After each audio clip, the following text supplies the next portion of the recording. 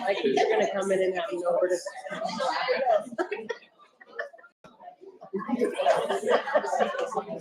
So far they got. Yeah.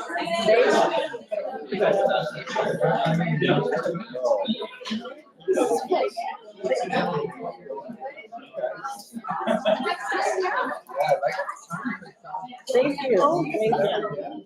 You guys, my wife on here. I had a child who was supposed to drive.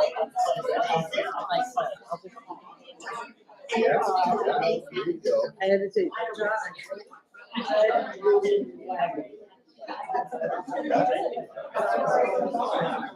You said old. Yamamoto told me I need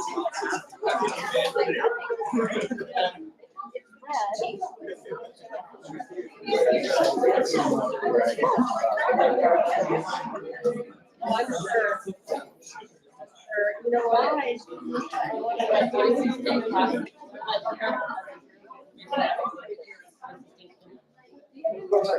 So our idea is to have an AI model. I don't always be there to do anything. So there's so much space.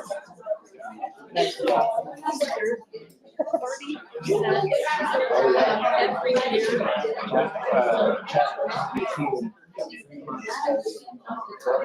Should I tell them they have to wear their hat the right way? I'll say Derek has a flash.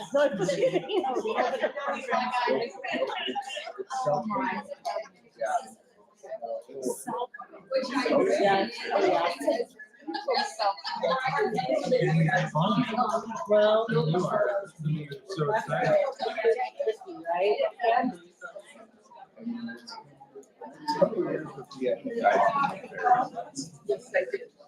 Oh, I agree. I mean, I think it can be used for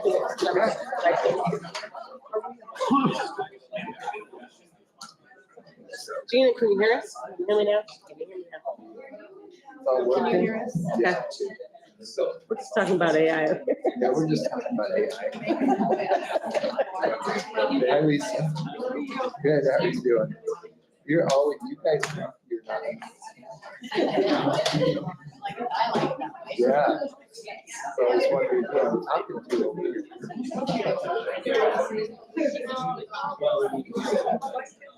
Well, I need my lady. oh my goodness. Right,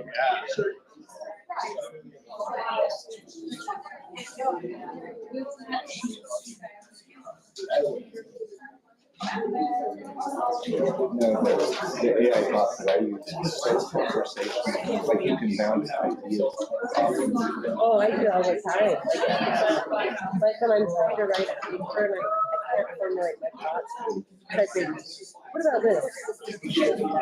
So I just have No, you have to ask it. You can really ask it. You can do it verbally, yeah. Like a Siri, or a Alexa.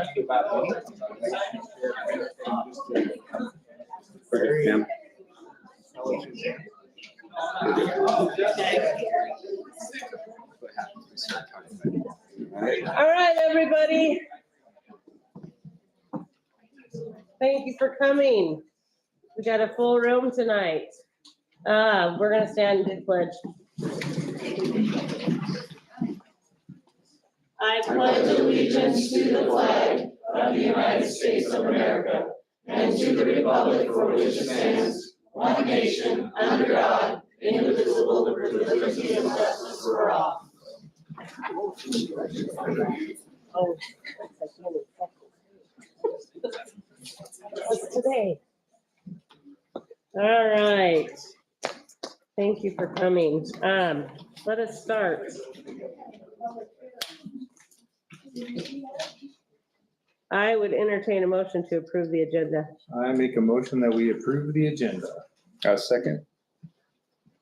All those in favor say aye. All right. Aye. Aye.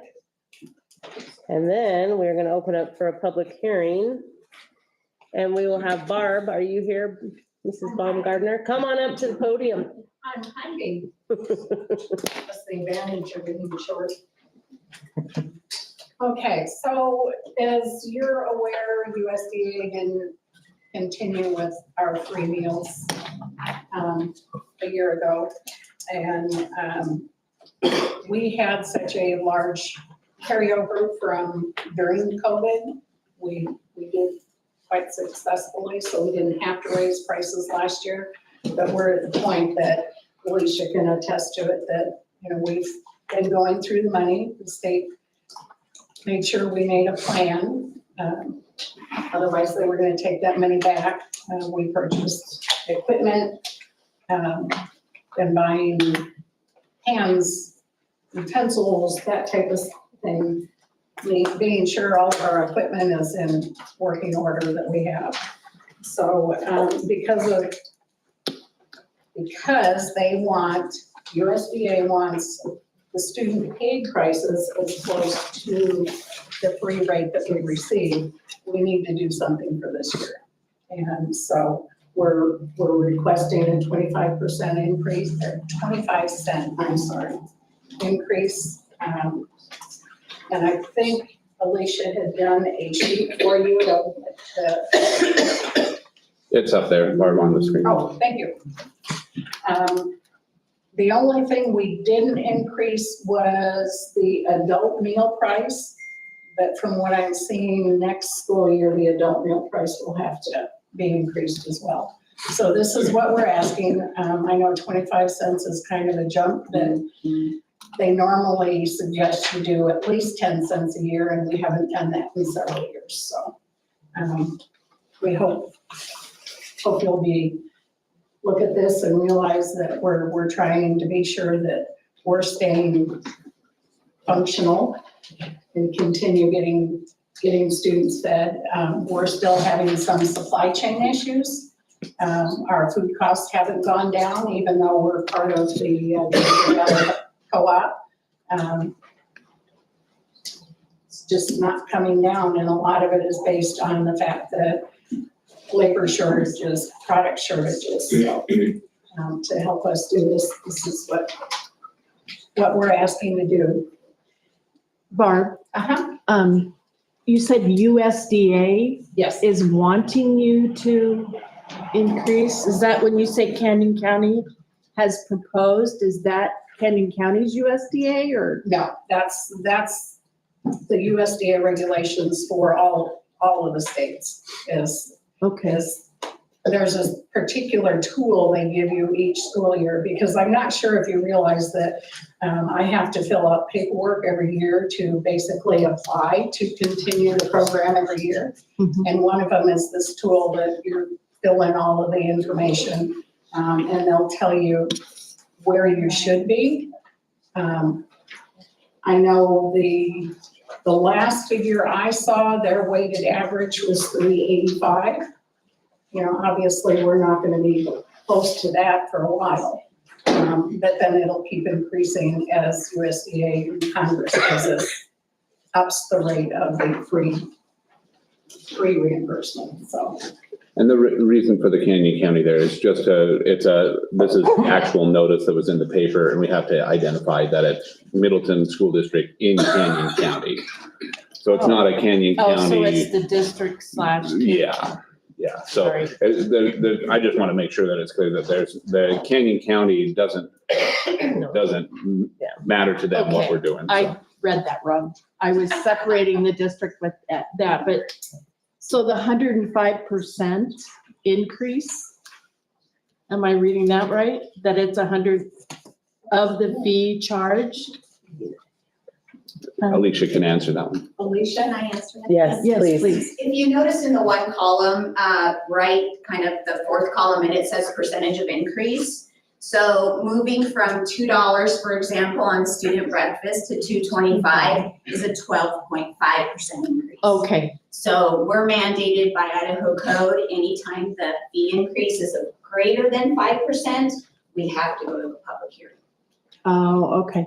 So, yeah, this is just normal. It's just a normal. Normal fun Like you times. do every year? Well, we haven't done it for 3, so. That's why we were asking for the 25% increase. Okay, If we had just asked for a 10 cent increase, we wouldn't have had to do this part. okay. In all those I see. years. Because probably next year we'll have to look at doing it again, depending on what USDA comes across with. I know a lot of states have been doing a universal free meal that the state departments themselves are paying. But I did see just last week that one of the states was not going to continue that next school year. They have been since the last 2 years, but they're not going to continue. And we keep our fingers crossed, hoping that Congress and USDA will get together and do universal meals. But until then, I've got to be sure that we can continue doing what we do every day. Okay. And Barbara, I don't know much about the program, but I'm just curious, did you say, as USDA, do they provide any subsidy now, or did they We take all do that? get reimbursement. Okay. I can tell you that, do you recall for paying students, isn't it like 37 cents we get reimbursed? We do get more for free or reduced students. 37 cents. For Or a a full paying paying student. student. For a I see, paying I see. student. I think it's $4.15, I believe, for a free student that we're reimbursed. So at the end of every month, I run through my program, I get how many meals we served, where they were free, reduced, or paid per school, and then submit that to the state, and then we're reimbursed on those Okay. numbers. And what percentage of students are getting the free meals, just approximately? I was just curious. We are between free and reduced, we're just not quite 22% for the district. Okay, all right, just curious. Thank you, Barbara. Thank you. Any other questions? Just how many lunches per day are we serving? We are down from what we've done in past year. Well, during COVID, we were feeding everyone. So we're feeding, I believe, in the area of 2,000 a day. It could be a little bit more, a little bit less, but it had changed when we had to start charging for meals. Perfect, thank you. We appreciate you. Thank you. And because we're in a hearing, we're gonna take action on that right away. So I would entertain a motion to approve or deny the school lunch fee increase for the school year 2024-2025. I move that we approve the school lunch fee increase for the school year 24-25. I'll second it. Go ahead. Thank you. All those in favor say aye. Aye. All right. Aye.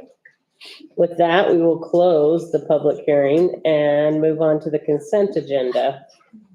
I would entertain a motion to approve the consent agenda. I move. Is there any discussion? Thank you. Go ahead. You saw me get it out. Did we, I can ask Mike that, but as far as the discussion on House Bill 521, Mhm. said this would require the district to create an capacity report annually? Mhm. Really? Yeah. Okay. That would be a requirement just for the, showing where we are in relation to our capacities at each of the schools. It's part of, yeah, Okay. it's similar to what we're already doing quarterly anyway. Okay, and then looking back on the student transportation policy, it says until the April board meeting, but it's not on there. Are we gonna Right, push it to we- May? yeah, there just still was additional information from the state that we hadn't received, so there was no reason to put it on. Does that there. have to be changed? Okay. No. That's all. Thank you. Good questions. All right, I would entertain a motion to approve the consent agenda.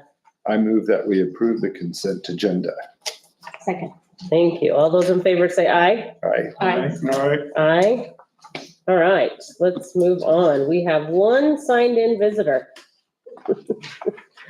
Oh, maybe another one. Maybe another one. We'll start with our first one. Mrs. Crawford, come on up to the podium. We put it in the corner just for you.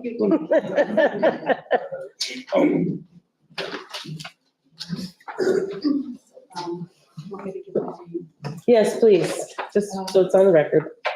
Tricia Crawford, 835 Spring Creek Lane, Littleton. Tonight, I would like to express my interest and my concern regarding the capacity and the need we have for an upcoming vote in the school bond. But what I would like to express more tonight is I think we need to begin to identify plans to deal with overcapacity of our schools. First of all, let me compliment Dr. Lee and the Board of Directors in your continued efforts to deal with the needs of our students and in our community. When I came to you 2 years ago, I asked for a moratorium on not permitting more students from out of district, and you made that happen. We were at or already over capacity, and no more new students were permitted. As this occurred, we also had the state legislature on House Bill, I think it's 1025, voted to allow any student in the state of Idaho who wanted to attend any school that they could go to it, provided that space was available. That hurt us in the Middleton School District and in our plans for the future. If we look at the figures, and if my figures are accurate, I'm looking at the total K-12 school populations, we're at 90% capacity. We are 168 kids from being over capacity. We also know that we're continuing to grow. I just called the mayor in Middleton and asked her if she would tell me how many homes we have on record on the books that have already been approved. That's 3,400. Using our calculating figures that we do in the school board, we know that it's 0.596. That means we can expect about 2,000 kids from those homes that are on the books already. Plus, we don't know what's happening between Canada and Kingsbury. But if we're looking for large development, that's going to put a further impact on our schools. I know that a bond is being presented to the schools. Provided that it passes, we'll still need approximately 2 years unless our contractors are able to step up the time limit and the supply chain is ready. Now is the time for us to begin to look at alternatives as we deal with capacity, such as, do we purchase more portables, which then adds to the tax burden of our citizens? And that'll also cause us to overuse the playgrounds, the lunchrooms, the libraries, and we are already at a stressing our sewage system in the city of Middleton. Do we go to split schedules? Meaning, do we have the kids go one time and half the kids go one time and the other half kids go second time? Or do we do something like look into multi-track year-round schools, meaning that we use the buildings for 12 months of the year rather than for 9 months out of the year? What I would like you to do is to begin to share with us your plans on dealing with capacity and what are going to be our alternatives now and in the future for 3 years. Thank you. Thank you. All right. Mrs. Galloway, come on up.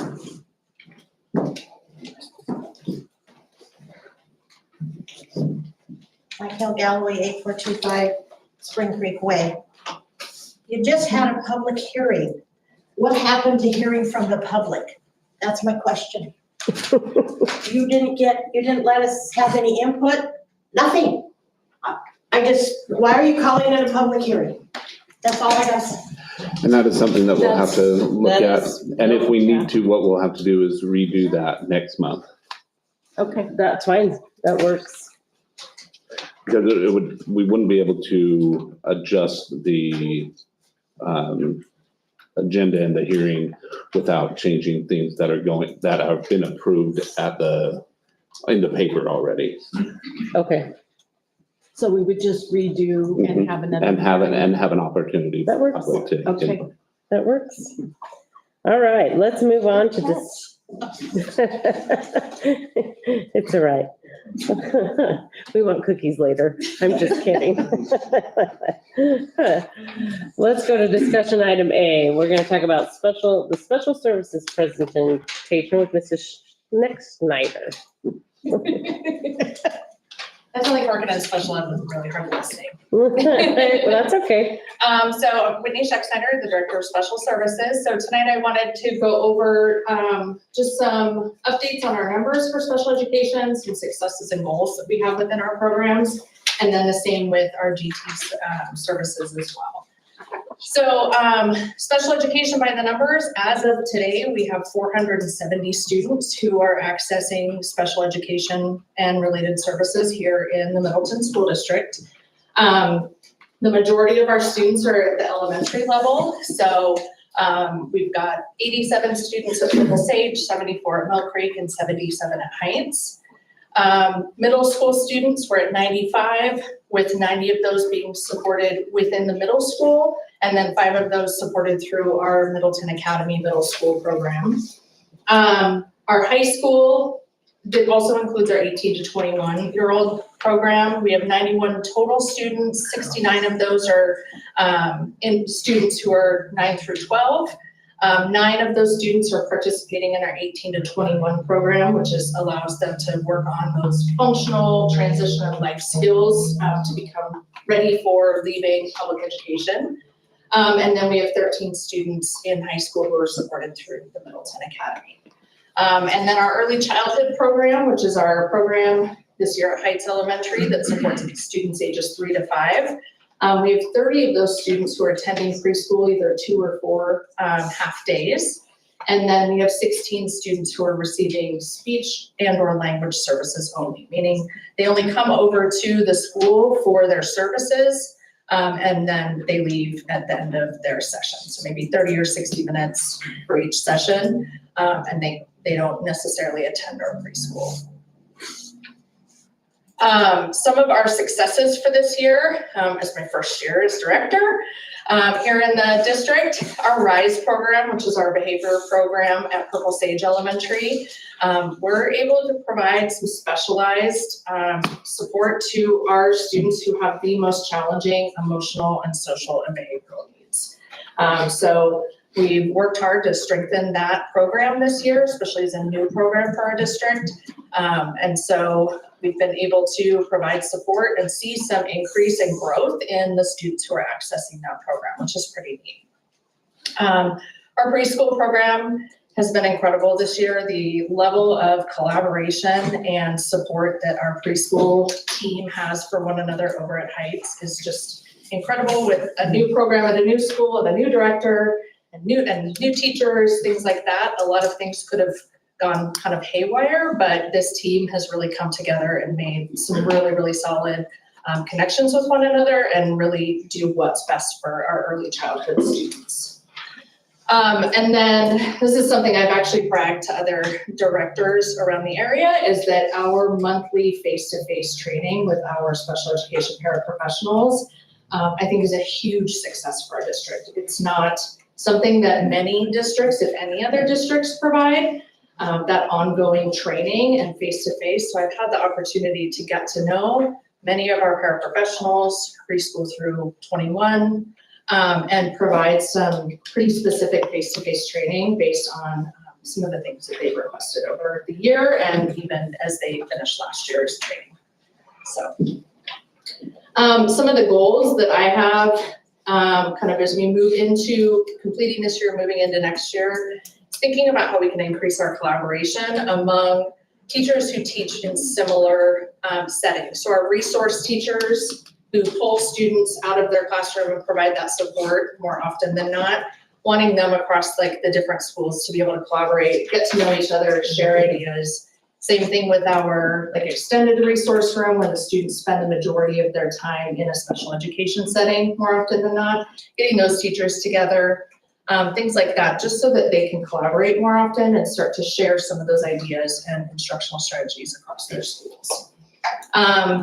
Just continue to focus on strengthening our instructional practices as a special education team, thinking about how we can utilize professional development. I've already been talking to Paige Goodson, about how we can kind of work together on professional development for next year and just thinking about what we can do to strengthen the practices we have for our students who need the most support from us.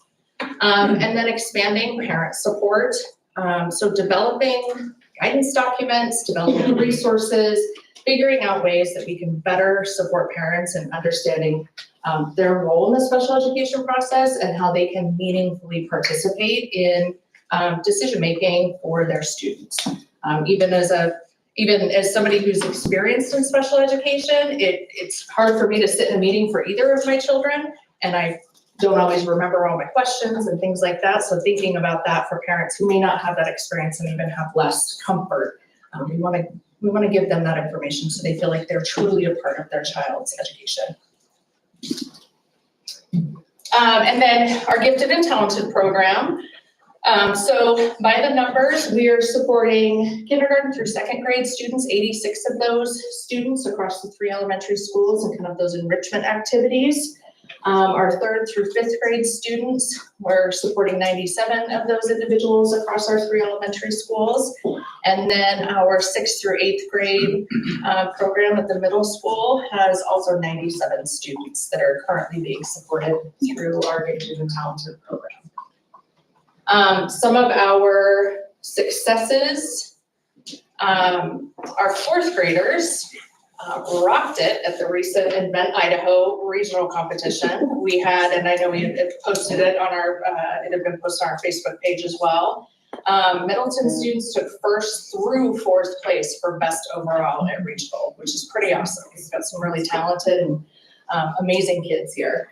And then our STEM 8th grade students have spent the last 2 years working with Ms. Hawk to sell concessions, sell cookies, raise money, learning about commerce and handling money and things so that they could go to the McCall Outdoor Science School. And they had the ability to leave this afternoon after they got to watch the eclipse. And we'll spend this week at the McCall Outdoor Science School learning about the carbon cycle and hydrosphere. So we've got some pretty awesome things going on in our Gifted and Talented program. Some of the goals for next year that Melody Craw and Susan Hawk and I have talked about are just clearly defining our program goals and options for instruction and enrichment for our GT program, streamlining the qualification process and criteria using resources and support from local districts. So we've been working through facilitators meetings. I've been working with a couple of districts, CUNA being one of them, where their team is kind of giving us some ideas and suggestions of how we can streamline our processes. And then continuing to participate in quarterly facilitator meetings and professional development offerings. So our 2 teachers will be going to EduFest this summer in July and getting some of that GT specific training content so they can bring it back to the fall. Fabulous. Thank you. So, real quick. Yeah. The RISE program that you mentioned, like, you're saying there's a lot of success there. Well, congratulations, awesome. What is the goal? Like, if we're putting someone in this RISE program and moving them on to graduate them out of it, what are some of the things that you're producing out of that program? So one of the goals that we have of this program is supporting students in kind of understanding their own needs, behaviors, things like that, so that they're more likely to be successful in a general education environment. A lot of the students that we support through a program like RISE are intellectually really, really intelligent students. They might have some needs in different areas, but we're really focusing on those social and emotional skills. So we meet bi-weekly, our RISE team, and we pull in our general education teachers that our students are in their classrooms.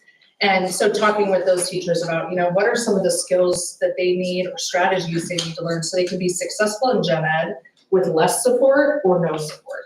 So that's a lot of it, is really thinking about how we can teach those skills so that they can be learners with less support. So one of our teachers said, this student really struggles with making kind of that decision as to whether or not they need help or they can do it on their own. So in the RISE program, we're teaching that differentiation of when do you think you could ask for help, when do you want to try it on your own, and then working with the teachers to say, okay, this is when they're going to do this, that, or the other. Here's how you can support the student when they're in your classroom. Thank you. Yeah, thank you for asking. Really good presentation. Thank you, Whitney. I was just curious, do you have any funding concerns? It seems like you're pretty well funded, but.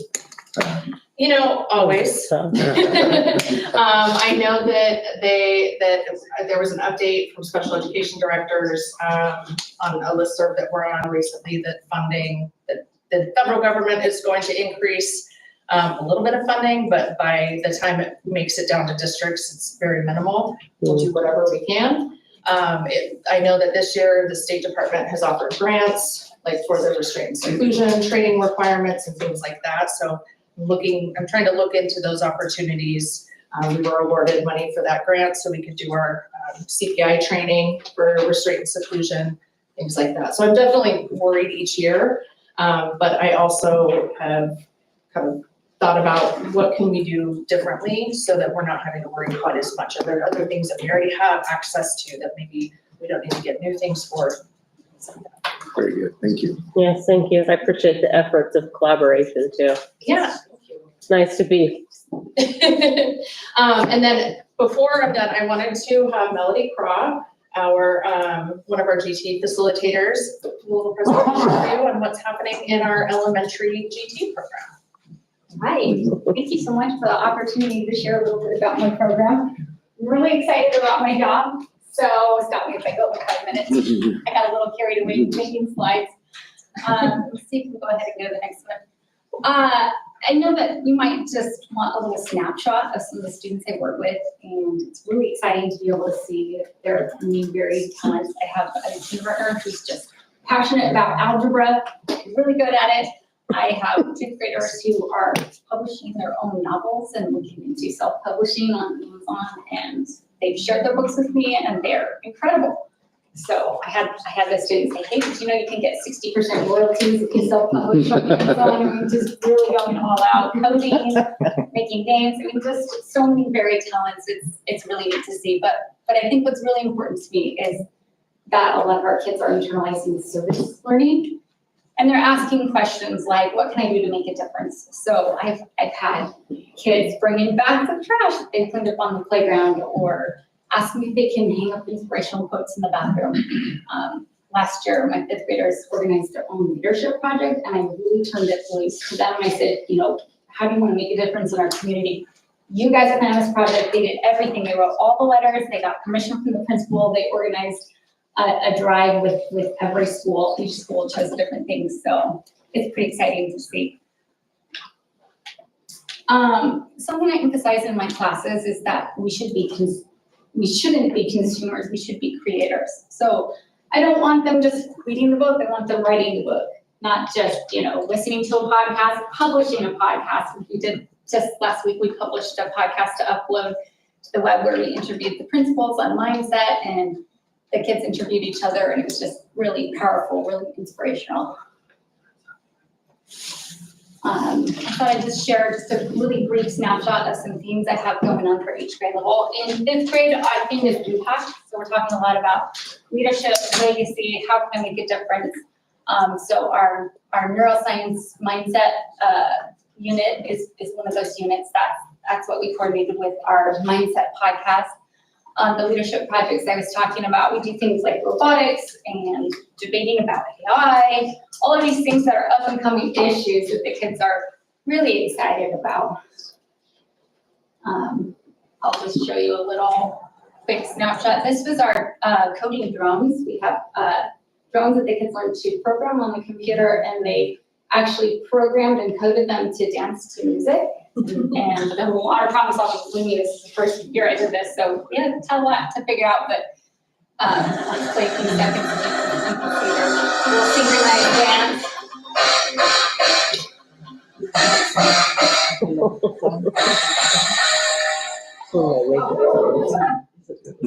Water problem solving much harder than it looks to get those things to have little costumes. They each have their own little costume and coding program. I'll just go through sort of sorry. Gave a couple little snapshots of their robotics unit where they had to put the robots together and code them just because they're so excited. I just wanted you to see a little bit just of their enthusiasm and figuring things out. I didn't know how to code these robots, so this was really, all right, you guys have to help me figure this out. We can skip it if it doesn't work. Ready, set, go. So this was a code where they had to program to launch at each other. So it's on the computer. They're trying to calculate the right angles and distances to shoot the ball. And trying to figure out how to get it together.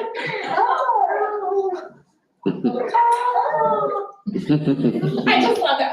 Oh, they're so excited about discovering things. Ready? Sorry. Our neuroscience unit, we dissect brains and you can see a little bit. I want them, thinking a little deeper with using analogies, not just memorizing their content. So just little snapshots. I included this, but we probably don't have time. This is their little podcast. If you guys want to listen to a few seconds, you can, but And these will be attached to Thank the, you. yeah, and Heights, I'm still working on Zach's one, cut out a little clip, but I would recommend listening to these because the kids' thoughts are deep on growth mindset and perseverance and self-criticism, perfectionism, really every skill I wanted them to tackle, they came up with on their own with a little bit of guidance. So, yeah. Our leadership projects. This was just an example of, we wrote postcards to refugees, and the Jeff Bezos Foundation donated actually $10 per postcard that we wrote, and that was kind of a neat experience for the kids to raise money for refugees. And this was the Purple Sage fundraiser. They collected cards where if the kids brought a card, the students got a free treat. So we collected cards for the Children's Hospital, and then Purple Sage Leadership Project, we collected pet supplies and canned food, and we met up at the shelter to deliver our stuff. Sorry. That's just a little quick snapshot of some of the money the kids raised last year for their leadership project. We haven't done this from last year because we're just starting our leadership project right now in 5th grade. And she's talking about the 4th grade event, Idaho. Here's just a few pictures and the prizes that they won for each division. Really proud of how well they represented our district, considering they were competing against Boise and West Ada and a lot of the larger school districts. They did really, really well. Just thought I'd show it to you. This kid actually called an engineer because he wanted to discuss his hybrid wind gas powered car that would generate electricity and power while it was driving. So I thought it was kind of neat that the kids are taking it a step further. They're saying, how can I extend my learning? This little guy invented a face recognition watch. He can never remember names of people. So he invented a little watch that could scan people's faces and remind you of their names very discreetly. I know. Yeah, it's pretty cool idea. Our 3rd grade theme is explorers. I'll tell you a little bit about electricity and our NASA astronaut training unit. Next slide. So we launched rockets. Oh, I forgot to change permission for that. That was a video of our rocket launch, but the kids measured the angles and had to figure out which angle produced the best launch for their rockets. So that was pretty fun. And then again, Spheros, they're coding. We pretended the Spheros were the little Mars rovers, and they had to adjust angles and degrees and so you can see like the angle wasn't perfect. Like they'll go back to their program and keep adjusting it until they can figure it out. And we created a little Mars colony and debated, and the kids kept going back and forth on their debate on whether we should send humans to Mars. Electricity, that's fine, go to the next slide. We did an electricity unit, and kids had to make like little cards using circuits that would light up and little motors and different things like that. So we had a lot of fun with their electricity unit. Okay, let's go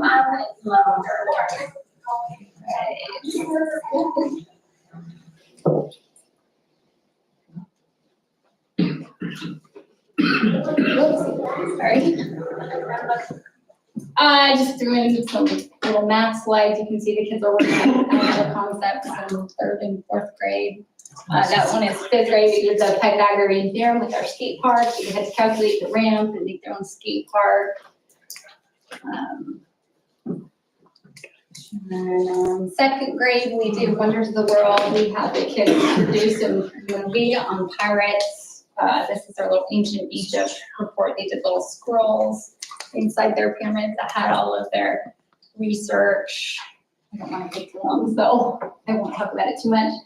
Last week we did skyscrapers where the kids had to calculate scale model of skyscrapers. So each Lego brick was 25 feet. So you can see them there, this, their math that they calculate, and they could build their skyscrapers with Legos and compare it to the tallest building in Idaho, which was about, about this tall comparatively. The skyscrapers are in world, so a little math in action.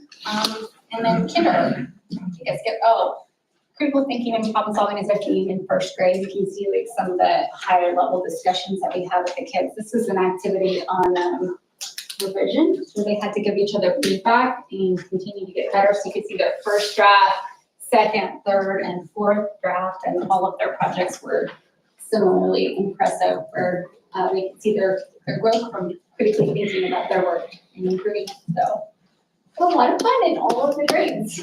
So one last slide, I believe. Why GT education? There's a little video, but for me, I just took some screenshots of the important things. Some students come into school and everything is easy for them. And they're praised for being smart. And some students have to struggle and they develop strategies to that struggle, like, don't give up, ask for help, do it again, continue to tackle it in different ways. Kids who are just told that they're smart are sometimes afraid to take risks, and they don't learn how to grapple with things like we want them to, because we know that school gets harder as you get older. So really my goal for these students is have fun and enjoy learning, but also grapple with your learning and struggle a little. So thank you. Thank you. Awesome.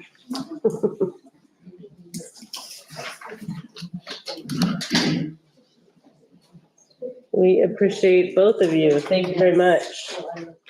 Let's move on to discussion item B. Mrs. Goodson. Yes.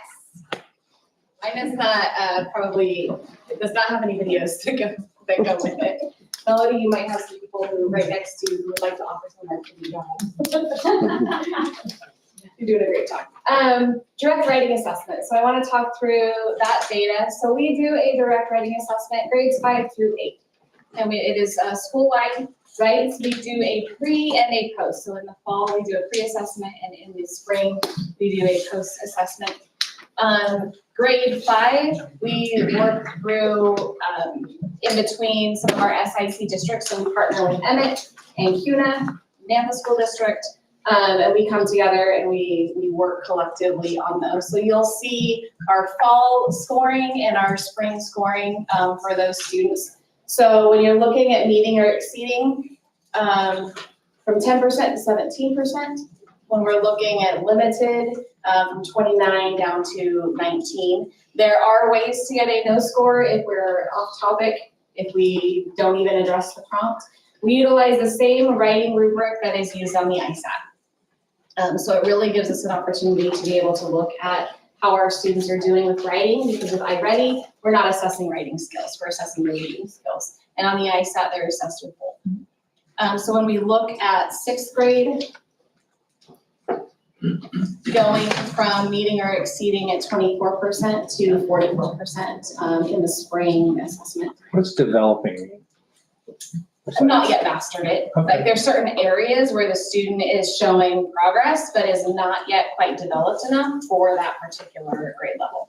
Within the test, does it kind of silo things that students might be struggling with more than? In the rubric, so none of these are machine scored as far as like some of our iReady items are. These are all scored In this case, middle school by our middle school teachers utilizing that rubric. So there are certain elements that they've identified within that are not yet at grade level. And so the idea is in the fall, you take that pre-test, you know how to respond instructionally, you do a post-test, and they still have time to adjust instruction ahead of the ISAT. We're taking later this month. When we look at 7th grade, 32% to 52% meeting or exceeding in that area. And then 8th grade from 33 to 72%. That's a huge jump. That's great. Kudos to the teachers. Yeah. What, that 5th grade jump that isn't quite as big, what is, have we identified some of those struggles within that 5th grade chunk of kids?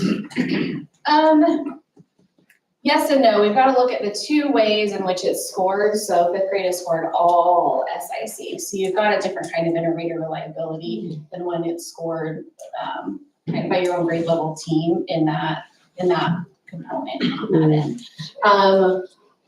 In the 5th grade, and I can tell you with the ELA adoption, we're going in next year, what we're looking at, and we just talked to Leeds about it, is some very specific writing instruction built into our ELA program to help grow that.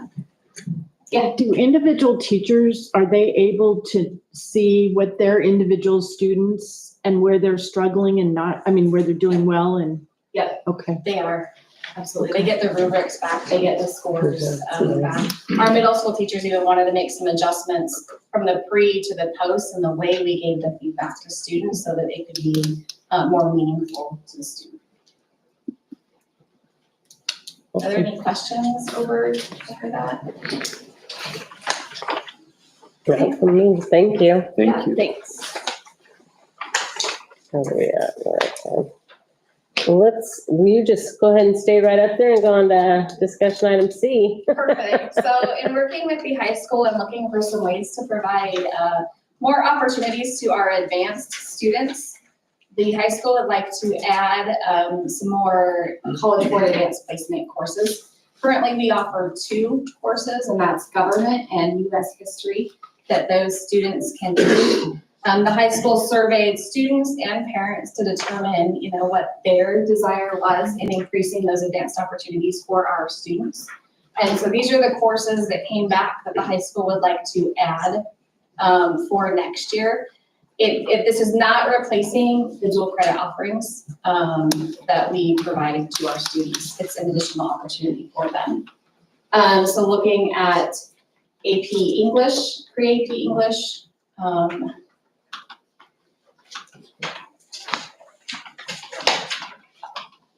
AP Statistics, Pre-Calc, and Calculus are the ones that we're focusing on. So really on the English and the math side, those are the ones that we feel like we're most prepared to move on in the following school year. Given that there's enough, when the high school goes through the enrollment process, that we have enough to fill those sections of that course. And then moving forward, what we'll bring in future years would be the courses that we're identifying as that we're ready for. We are providing professional development to teachers this summer because the AP course requires a rigorous professional development and alignment component to it. So we're gonna go ahead and send some teachers that we aren't necessarily adopting courses for, but just to get them ready for the increased rigor in that capacity.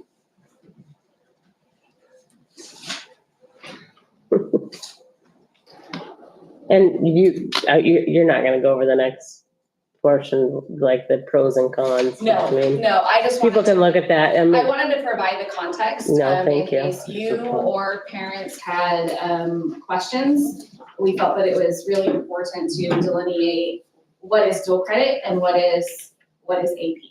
So that our parents and students can make the best decision about what fits their goal.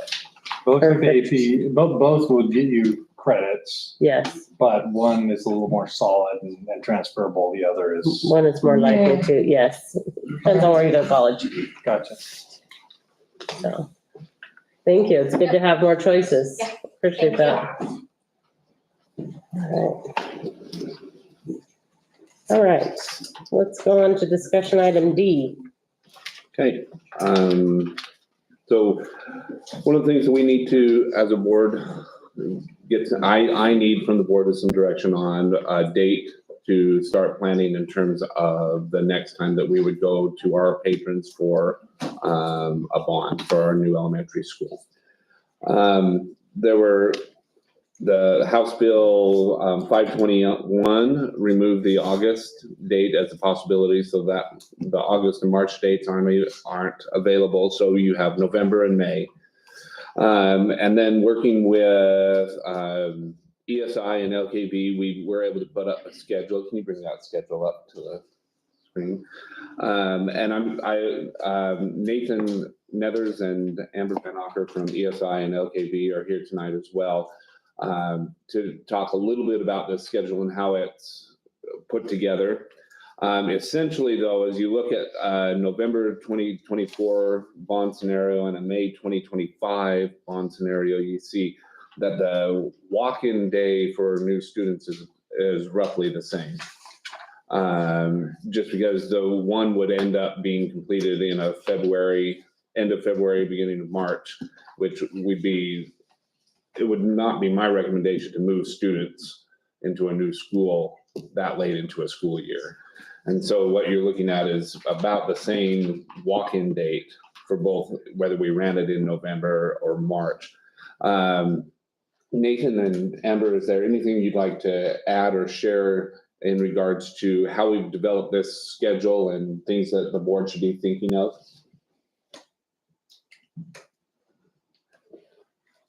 Quick question. Do Yeah. you know if they passed the deal going, because it is a general election, going from 66% versus 60? They did not. Did not. They did not? No, it didn't pass. Yeah, I don't even think it got a vote on the floor. Gotcha. Yeah, it didn't get out of committee, right? Yeah.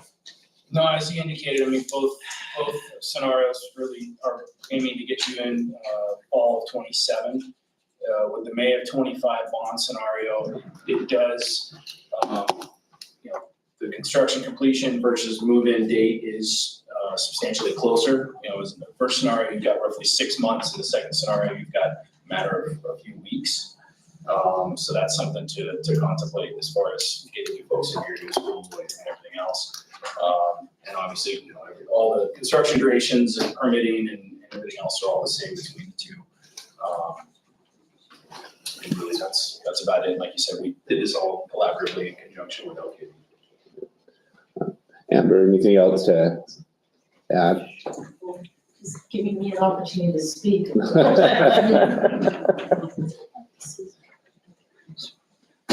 Thank you, Chairman, members of the board. I think Nathan's correct. There are two paths, obviously.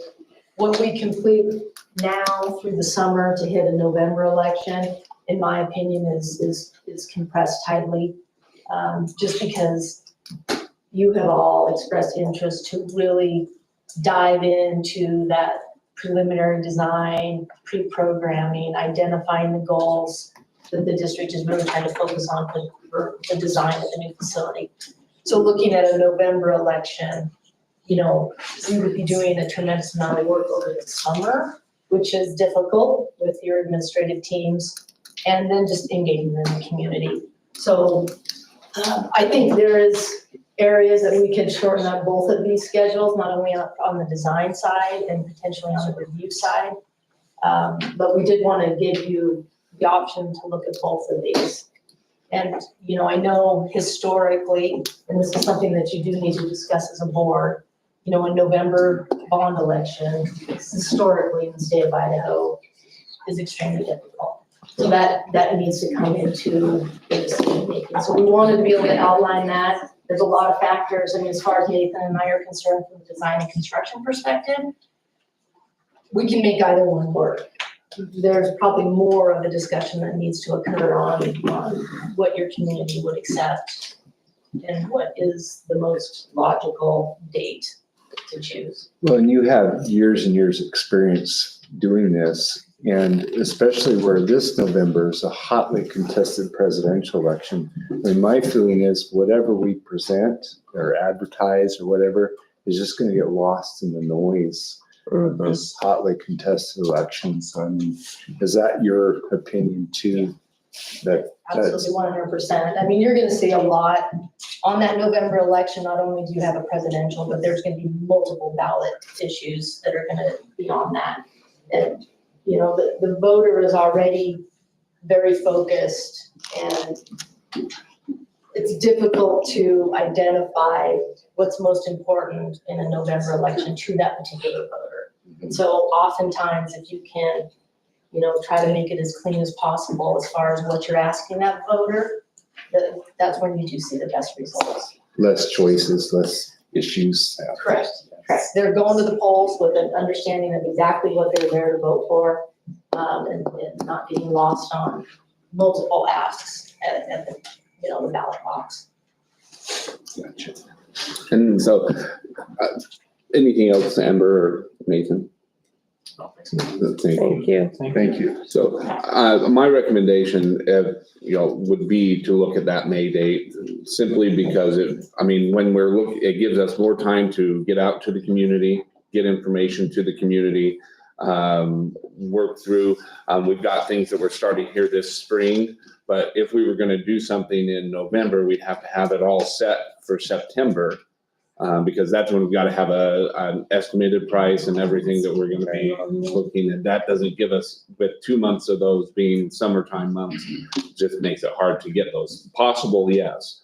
But, so that would be my recommendation, and if the board feels comfortable with me moving forward, that's what we'll start. We'll start a backwards design process of planning process where we say May's our date, we have to have this information by March to get on the ballot, and then keep working that backwards and present that to the board as a plan for how we would plan to move forward with that.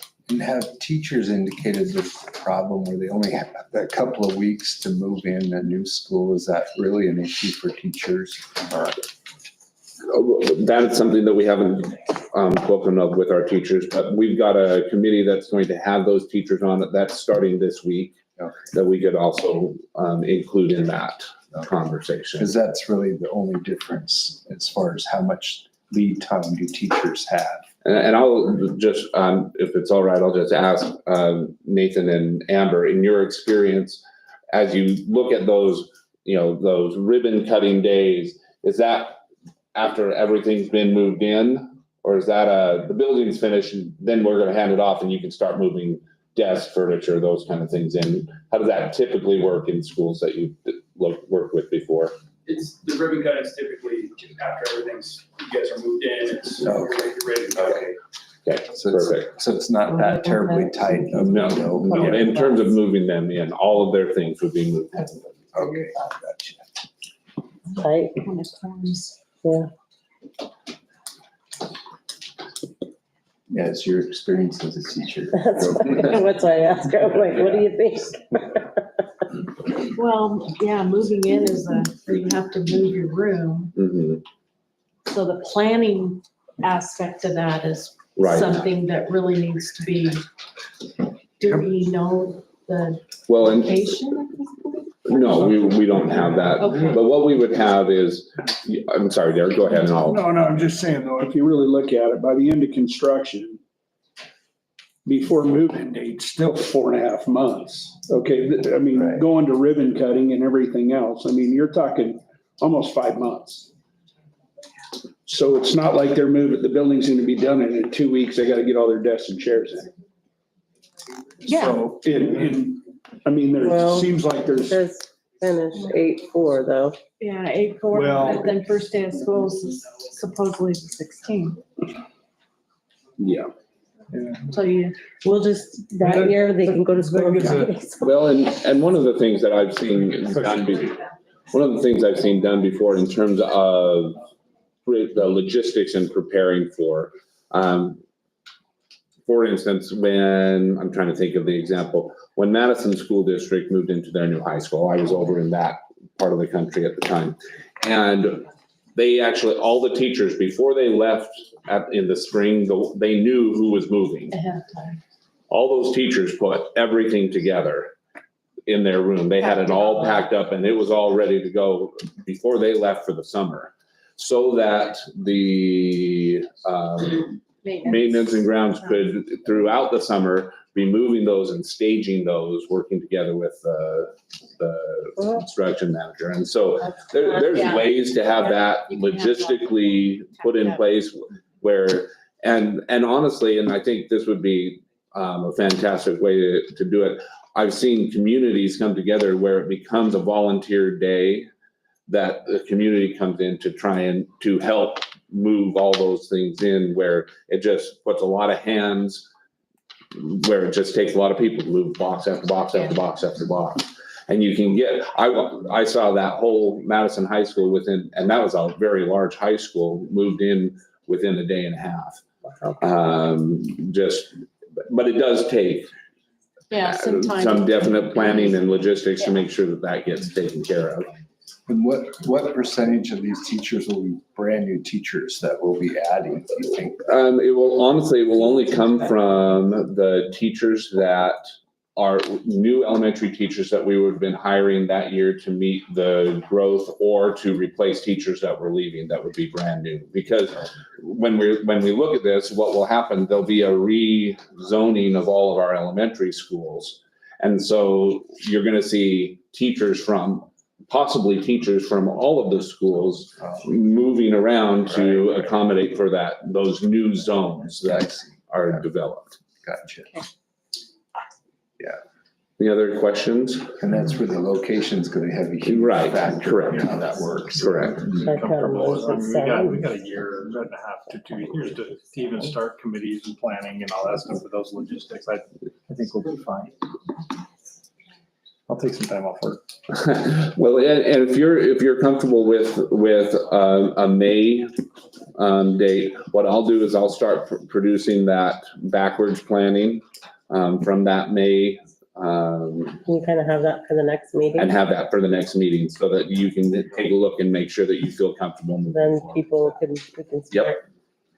It's there. Yeah, I mean, and it's not gonna have all the details in it, but it'll have your general things that we're trying to get done between now and then. Very good. Okay, I think if some of you need to go, you students who've been here for, make sure, just an hour. I'm being nice and letting you go at 7, but you need to bring up your agenda and have it signed by one of us, please. Unless you're speaking.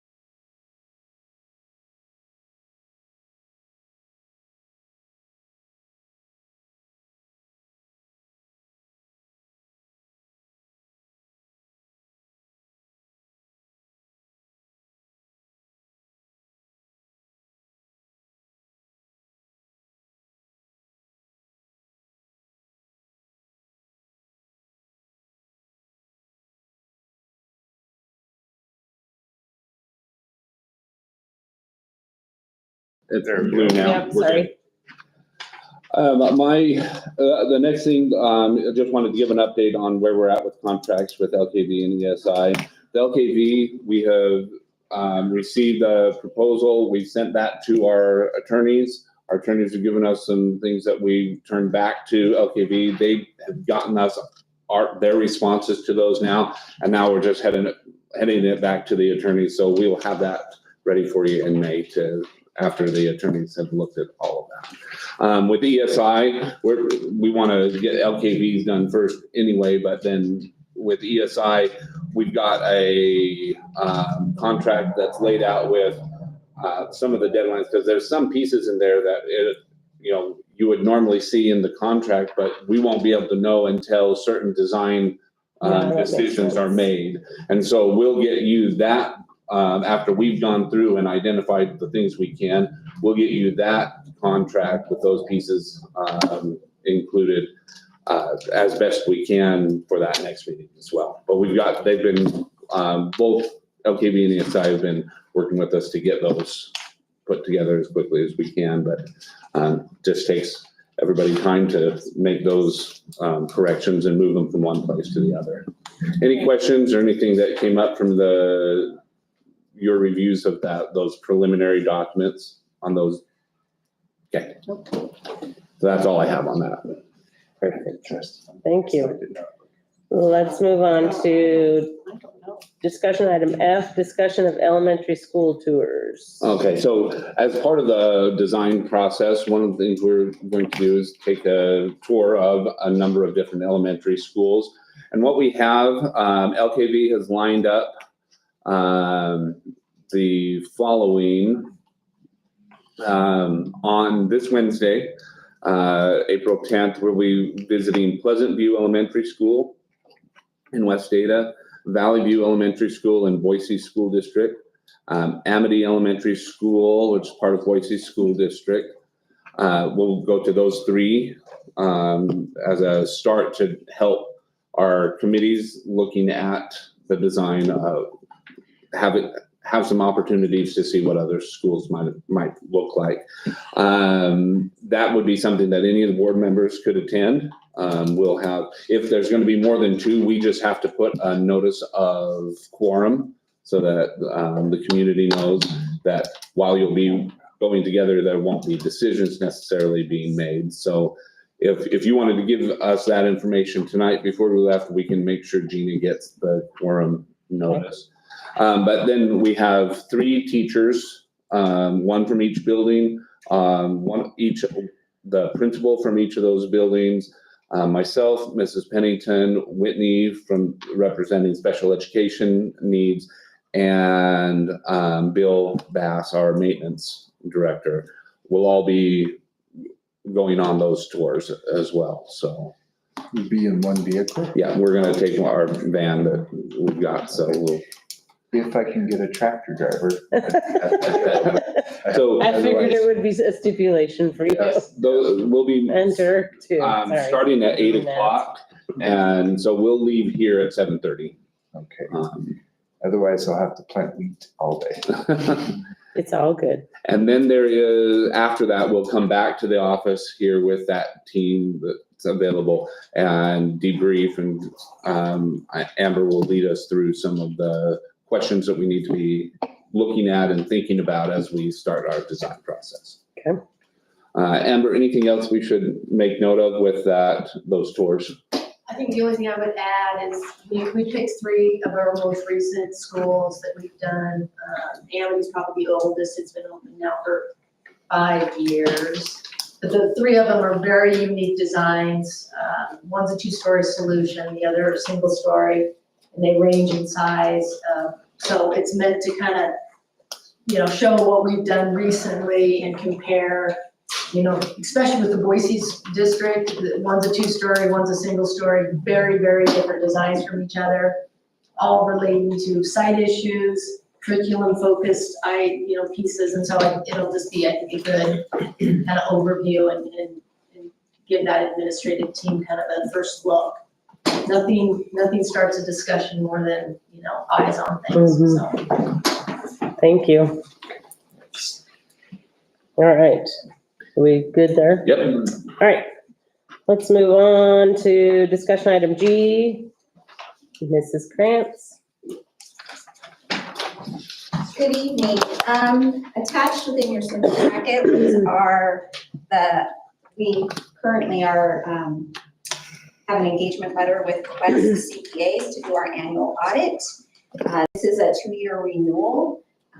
As you can see on page 7, this cost is $16,150 for year 1, and it jumps up to $16,000. I think it's on page 7. $950, so $800. Last year, our total expense for the audit was $16,600. Because of the ESSER dollars, it required some more reporting that he had to do and some more auditing, so he charges per appendice, if you will. So, nothing new on the letter, just simply need approval to get this signed and engage our auditor for this current year. Questions, anybody? No?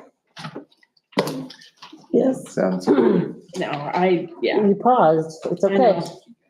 You sure? That's okay, yeah. It's expensive, isn't it? Yes, that's. It's okay, though. It's much needed. All right, let's move on to discussion item H. That is you as well. Yes, so also in your packet was the proposed 2025 fiscal year ending, so 24-25 school year proposed budget timeline. This is set pursuant to several Idaho codes, so really it's just working backwards into the dates. You can see there, our first date is April 26th. We just need to define and send a letter to our Canyon County assessors declaring our public budget hearing date, location, and time. And then hopefully sometime in the week of the 13th through the 20th of May, we can get together and have a budget workshop with our trustees. Then, of course, we have to meet some publishing deadlines by May 28th at noon. I have to have the whole notice sent to the Idaho Press Tribune. The first publication will be June 1st. The second publication will be June 8th. And then on June 10th is when we'll have our public budget hearing. Does anyone have any questions on that? My question is, board members, make sure you're looking at your calendars that week, please. We need to figure out today what that No, day would be. or maybe give some suggestions. Maybe solidify by the next meeting. Friday? Cindy says Friday. Yeah, don't worry. It's golf season. If the No, board he's members, probably- if I could suggest, if the board members could send me the dates that they aren't available that week, then we could get a date for that so that we can let everybody know and then solidify it on the May board meeting. That's the 13th. Yeah. Oh, is it that week? Oh, Yeah. I thought we were off a week. Could we do it the 13th before? Haven't we done that before? Yes, we've done that. Would that be easier on everybody? On the 13th. To do the before workshop. board meetings? Yep. It'll just be a long, fun meeting. And I'll be done with planning, so it'll be all right. Mondays are better than later in the weeks for me generally. I can work around Mondays. It's a little tougher once I get in the middle of the week. It's fine for me, so. You either do the I'll have 12th to or work the something out. so. Okay. 13th. The Either thir- Are Mondays okay for you, Derek? They're better. Fine. Would it be easier to come the same day we have a board meeting at night? Or would it be easier to break it up? Cause I know, Probably be better just all in one shot. Yeah. okay, so tentatively the 13th. That's good. What day is graduation? What time? Look at that, we got something done. What time? 22nd. How long would you think that would take? We just walk through the general fund and then just a general basic overview of other funds. But we won't quite have the CFSGA allocations, the federal allocations just yet. But we have a pretty good guess. Last year it took between an hour and a half. So no, we're not gonna go through every itemized expense. But we could, I'd love to do that. That's why we pay someone, the auditor, we just talked about it. But I may have some questions. If you started at, No, So be that never happened. prepared. if you started No, at, that's okay. if you started Questions are at We rely on. 3 or 3:30, that would give. At 3? 3 3:30. or 3:30, that would just give some time to break between the ending the workshop and That would be good. Yeah, right, 3. We'll have pizza or something. Food would be Tacos, great. Jason, tacos. Okay, Good. thank you. Sounds good. Thanks. All right, you can just stay up there, right? Here you go. Our middle school FACS, Family and Consumer Science Program, received a grant to purchase new sewing machines. So that leaves us with some surplus machines, several of which are not able to be repaired, probably used for parts or just disposed of altogether. I think she said there's about 16 of those machines, and we have 14 machines that she believes she can get about $35 each. My understanding is these are fairly old machines, so they would like permission to dispose of as they presented in their report and use the proceeds to benefit their program in the future. Would they try to sell those to kids first? Would they offer that? I don't believe that that's I don't believe there's Can you- anything that says we can't. right. I'm just curious, you Sure. know? Yeah. Yeah. Just curious, because that's a, you know, Once it's been declared a surplus, we can, as long as it's meeting the criteria that you've Yes. listed within that surplus. I mean, I would love to at least see that offered, like, look, you love this, and maybe they can't afford one, and be great, be fantastic, so, just a thought, sorry. There was a mechanism to facilitate students had like first strike. Oh, yes, yeah, yes, absolutely. Yeah. I would love to see that We happen, definitely encourage I think that. that's a good idea. yes. Okay. Thank you. Thank you. All right, let's move on to the vape detector grant. Okay, so we did, we applied for a vape detector grant with the State Department of Education. 59 applicants were reviewed and 31, and that's 59 districts applied and 31 were granted, and we were one of those 31 that was granted. And they actually, we applied for 18,000 and they gave us 36. Nice. So we were pleased with that. It is limited to high school. And the reason they gave extra was as they were the State Department was doing their research through some of the pilot grants that they had done, they found that most schools were having to pay more than what was being quoted to them. So they just wanted to make sure that schools were able to get it in at no cost. So we will be putting these, we'll work with our technology department to get these installed in each of our restrooms at the academy and the high school. And then at the middle school, we'll plan on doing this as well, but we can use the funds from the vape lawsuit that we have now received those funds. So Perfect. we'll be able to get this done throughout the district. And the way those work is that the detector will send a notice to administrators and they have it actually comes to their phones so that they are able to. Stand outside and wait. Sometimes, yes. So. I was just gonna ask that. It's not like a smoke alarm, big alarm that goes off. No, Yeah. I'm just curious, I think it's great. why are they saying only high schools? It was just they had limited funds. Oh. And so they needed to narrow the focus. They indicated in their award letter that the district would be able to possibly use future Millennium funds, because this is a renewing grant that will come back. It just might, we have to wait and see if they're going to do it for vape detectors or some other type of safety award. So how much does one detector cost? It costs, I'll tell you. The sensors are $689 per detector. And we were looking at 24 because that would get all of the restrooms and locker rooms. Yeah. At the high school and at the academy. Okay. Maybe Johnny has something to say about that. I'm excited. You guys are excited too. I think it's long overdue, for sure. It's long overdue. And not every, obviously this isn't a issue that every student is vaping, but it is something where there are students that have said to administrators they don't even want to go to the restroom. I've heard because that. they just don't want to be around Several occasions, that. yes. So we feel like this would be a great opportunity for both our administrators, but our students as well. Okay. Yes. And it does say future Yes, funds. Yeah. So that's good to know. yeah. Very cool. So anyway, just wanted to make sure that you were aware of that. Thank you. Thank you. All right. We have got some high school trip requests. Yep, and the first one is the DECA National All Competition. right. I'm gonna give the floor over to Mr. Weiniger and he'll walk you through what that is. All right. Yeah, I'm Mr. Weiniger, the business education teacher. Brought some students, if you guys want to stand up.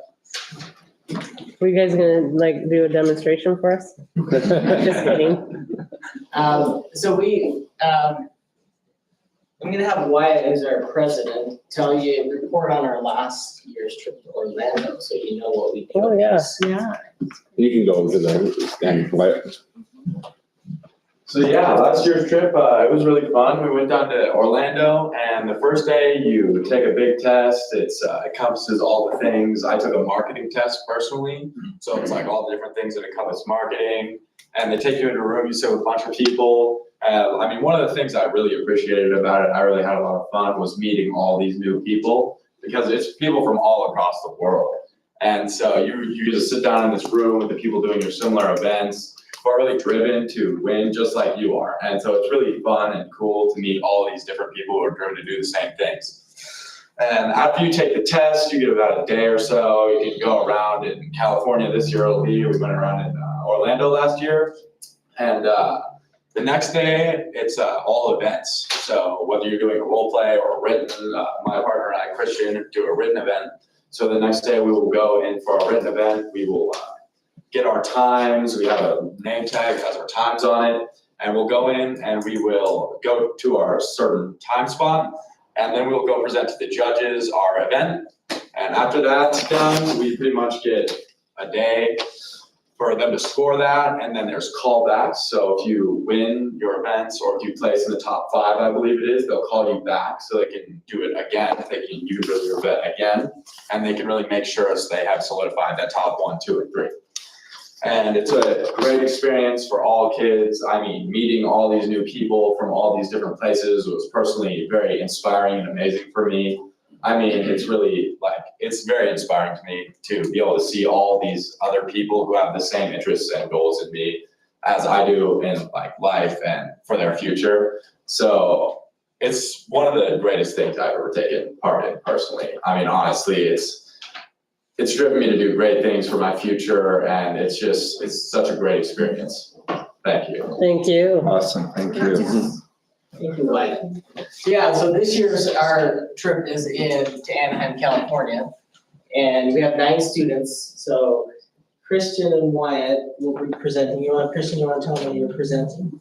Yeah, this year we're presenting an integrated marketing campaign, which basically encompasses all these different marketing tactics to market a product, an event, or a service. We chose a product on a company we decided called DoSnow, which has snowboarding gear, such as helmets, jackets, pants, things like that. And we came up with a whole entire 45-day sort of series to get their products promoted. Like a campaign, very good. Wow. Very cool. Yeah, and Ryan and Carlo will both be attending a leadership conference All to right. prove their leadership skills and our DECA Great. leadership as we hope to continue to grow. So we appreciate you guys supporting us, and we've earned enough. Last year we put on a concert to pay a lot of our fees that we've have to pay this year to go to our events. But this year we're planning a garage sale this weekend, and car wash, and lots of fun things to try to keep earning money so we can attend these events. So that's what we're asking approval for, and we appreciate your support. Well, I appreciate that you four and Mr. Weiniger came, because we don't always get that. And it's nice to know what you're going for and what you're going to be doing. Maybe we'll Thank have you come back and present to us when you're done. Just so we know. Yeah, very cool. Yeah, thank you guys. Good luck. Yes, have fun too. Thanks for coming. Thank you. The other trip that's in the group here is track and field competition in Pasco and Kennewick, Washington. This was not on the original schedule.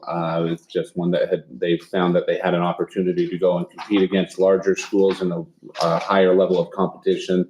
And so it's not the whole track team. I believe it's 25 of the how many? 21. 21, thank you. Yeah. That'll be going, but it is an overnight trip and it's out of state. So, any questions on that one? Some good opportunities there. Yeah. Okay. I don't have anything else on those items. Thank you very much. All right.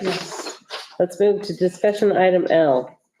Okay, so, within the district, we have, about, I'm counting here, 13 different staff members that they are required as part of their jobs to drive around the district. So they are, we don't have any district vehicles, so they're using their own personal vehicle. So we're paying them mileage reimbursements for those.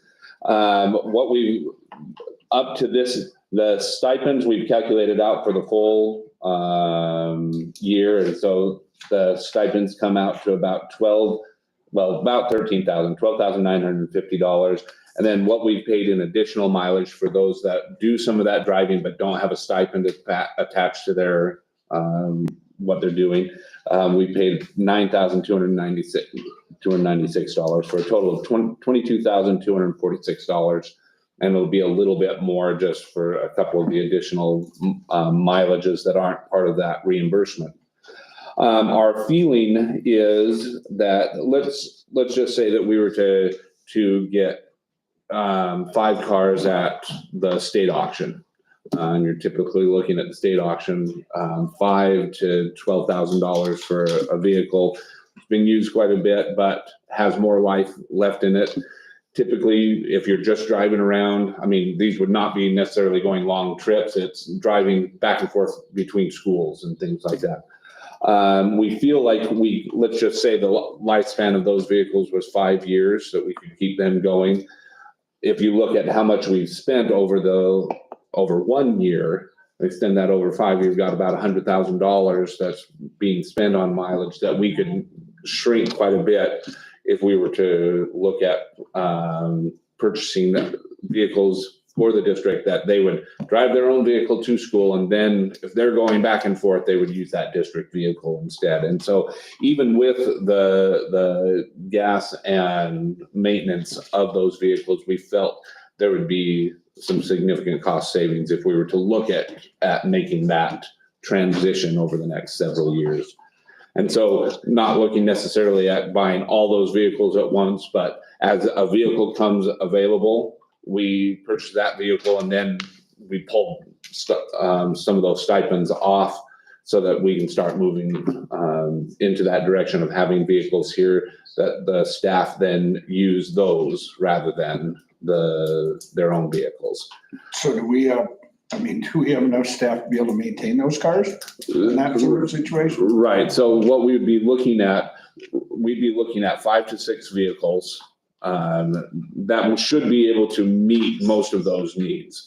And so we felt like right now, those are being managed by a staff member at the high school, the vehicles we do have. So those vans that we have, but we would pull the duties of one of our maintenance staff to include the maintenance of those vehicles as well. Right. Is there a way to incorporate it in some sort of CTE? Oh, as soon as we get an auto program, absolutely. Once we have an auto program, which is where we're moving, then that's how we actually did it in Preston. Our auto students did the maintenance of, unless it was just a more significant repair. Sure. Yeah, that was my next question, because, we used to have the FFA program where we do some repairs and some things, and that would be just fantastic. That's why we really need these auto program, diesel mechanic programs.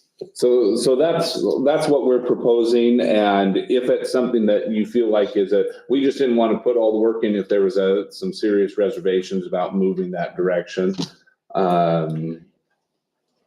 Just thinking now, like where everybody's at that drives, where would you keep the cars? Wherever they're based. So they would come to. For instance, our technology does a lot of these. In fact, we have 8 staff with stipends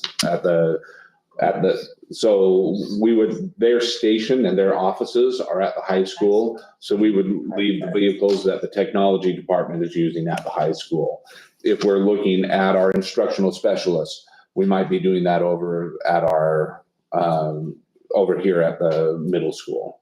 So it would just depend on where their station is, kind of their home base. Where they park their car is where we're gonna have those cars available. Have you talked to them, these different individuals? A few of them, not all of them, but we wanted to get an idea of the possibility. Didn't want to go down a road that the board wasn't comfortable with before we started getting details laid out. The convenience, because then they don't have to keep track of miles, and Aisha doesn't have to keep track of, the expenditure, so it's definitely easier, simpler. I think the cost savings overall, it makes a lot of sense to make sure that we've got something that the long term, we're saving roughly 50% or more. And what we'll do is, before we pull the trigger on it, we'll put together what we would anticipate as the maintenance, and because we'll look at the fuel costs and put together a 5-year, if we had a vehicle and it lasted 5 years, here's the regular maintenance we'd have to take care of, the fuel we'd have to make sure of, tires, those kind of things, and put that all together as one cost so that you as a board can see what the actual dollars are. So what do you usually pay at an auction? I've seen them as low as $3,000-4,000. We got a Dodge Charger for $4,000 once at the state auction. They'll typically look at, it was an old, it was a used police vehicle. Oh, okay. But it had, I'm trying to think, I think it had 120,000 miles on it, but we bought it for $4,000. And they don't, a lot of times when they're working with schools, they'll actually let those other government agencies have first crack at some of those before they actually go to an auction, so. Save quite a bit. Yeah, I think it's worth it. Okay, so we'll go ahead and start working on what that looks like and bring it back to you as a board. Yeah, that sounds good. Oh. Thank you. All right, let's move on to M.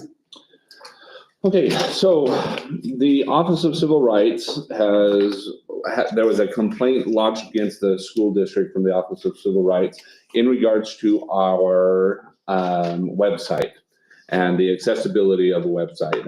If you're familiar, just to put it kind of in context, if you're familiar with a screen reader for somebody who has some vision impairments, as you go on a website, if it goes over a picture, a lot of times little words will come up that describes that picture. A screen reader reads those words so that somebody that isn't able to see all those pictures, it all gets read to them. There's a number of different things that you do on a website to try and make your website more accessible for those with disabilities. One of the things is if you put something on that's a PDF, instead of, like, let's say we have one of the documents we looked at here tonight and then we put it on as a PDF, the screen reader can't read a PDF, but if you put it on as a Word document, the screen reader can read that. And so what we've found is that there are a number of areas based on this complaint, which I want to make sure it's clear, it did not come from somebody in our district. There's not a student or a family with disabilities that felt like they didn't have access. What has happened over a number of years is that other agencies, groups start doing blanket complaints to OCR. About a third to half of the school districts in Idaho have already had the exact same complaint, and they just start checking down, and they'll go through a website and find all the things that aren't there and then file their complaint with OCR. OCR has a process. We could contest the claim, but they have a process for voluntary resolution that is actually the most simple way to address. We don't have to get our attorneys involved. We don't have to have any expense. The expense we have is the hours that we have to spend getting our website up to snuff. So what was attached on the board on Assembly was a letter which outlines a lot of the steps we would have to take to resolve this. This is something that I've been through, I'm familiar with. There's a set of standards that we have to look at. So that's something that we can start working on. And it's actually, I mean, I hate to say that an OCR complaint is serendipitous, but the fact that it's coming right as we're making our transition to a new website, it just makes it really easy to adjust those things. And we can get a lot of help from the website provider as we're transitioning these pieces over. So unless the board has a concern, my recommendation would be that we go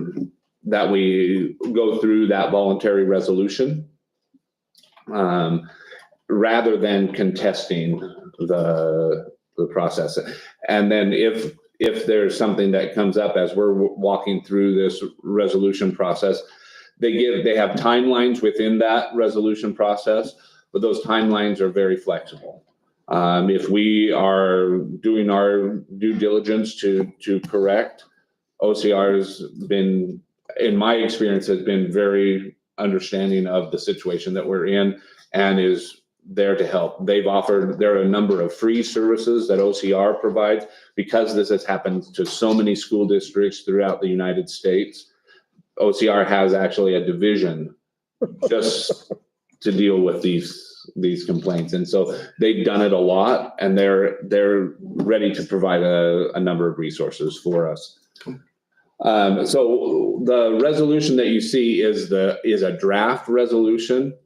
And the action item, if you were to approve moving forward with voluntary resolution, is not necessarily to approve this resolution agreement, but to approve the process of resolution. Because if we do the agreement, then we're taking this draft and saying that we agree to this. So if the board is okay, amenable to going through that resolution, voluntary resolution, then you just have to approve going through voluntary resolution to meet the OCR complaint. And then we'll start working on the details of that. I just have one question. Please. On our website, do we have testing and remediation protocols? Do we have testing? We do not right now. So should, on a website that people look, that are coming in and they look to see, I guess I'm not. What we have to have is we have to have a method within our district of how we will test and fix. Like if we see an issue, do we have a procedure in place so that if we see an issue that we can fix and remediate? So it's those? not testing. It's not like Okay. assessment testing, it's testing the website. Well, it's, okay. Yep. Got it. There's software that'll run through it and just check everything for you. Yep. Okay, I just thought it was. Yep. No, it really doesn't get into that level of detail with the content. It's more talking about the functionality Okay. of a website. Functionality, okay. Any other questions on that one? Nope, good times. An AI bot that can fix it. I would imagine so. All right, let's move on to N. Mr. Hollinger, you finally get to get up there to the podium. Thanks for being here. It's my pleasure. I'm looking at the photos at my notes and watching the college championship. Don't- Who's ahead? I actually don't. I haven't checked yet. I was gonna say, I can't decide if I want you to tell me. No, I won't.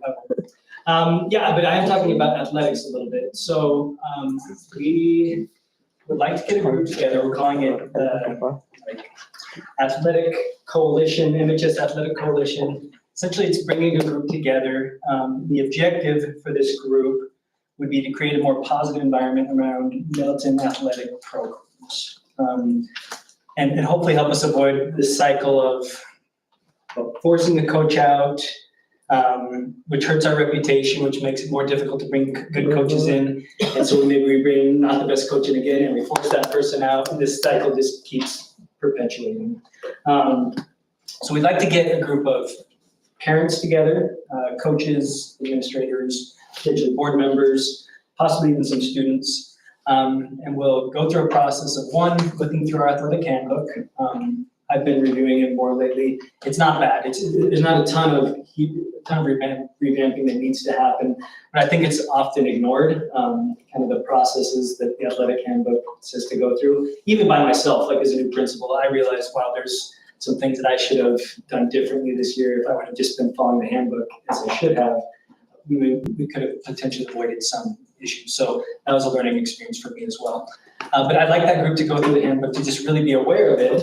But then the true objective of it is to be able to create something, some product, something that we can put out to the community, that we can share with them that kind of outlines how we can positively support our programs. And it can be an appropriate way to do that.